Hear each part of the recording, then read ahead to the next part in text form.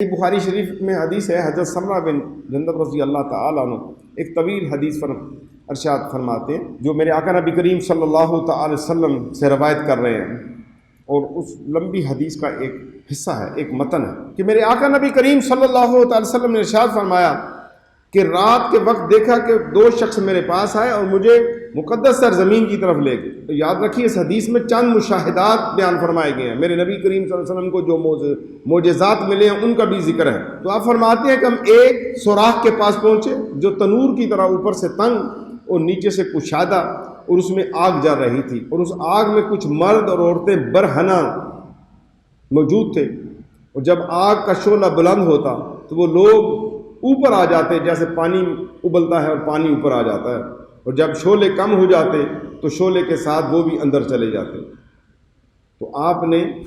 ملائکہ سے پوچھا یہ کیا ہے؟ عرض کیا یا رسول اللہ صلی اللہ علیہ وسلم، یہ زانی مرد اور عورتیں ہیں جو اس آگ کے تندور میں اپنی سزا لے رہے ہیں۔ یہ کتنا بڑا گناہ ہے، اور جس کے بارے میں میرے آقا نبی کریم صلی اللہ علیہ وسلم نے بتا بھی دیا۔ تو ہمیں اس بری عادت سے محفوظ ہونے کے لیے سب سے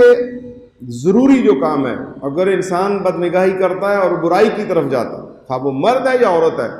بدنگاہی کی لت جس کو پڑ جائے، اس سے اللہ محفوظ رکھے، اللہ بچائے، کیونکہ یہ باقی برائی اور فحاشی کے دروازے کھولتا ہے۔ میرے آقا نبی کریم صلی اللہ علیہ وسلم نے ارشاد فرمایا، اے جوانوں، تم میں جو کوئی نکاح کی استطاعت رکھتا ہے وہ نکاح کرے۔ یہ اجنبی عورتوں کی طرف نظر کرنے سے نگاہ کو روکنے والا ہے اور شرمگاہ کی حفاظت کرنے والا ہے،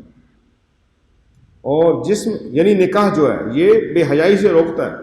اور جس میں نکاح کی گنجائش نہیں ہے، استطاعت نہیں ہے، تو پھر وہ روزے رکھے کہ روزہ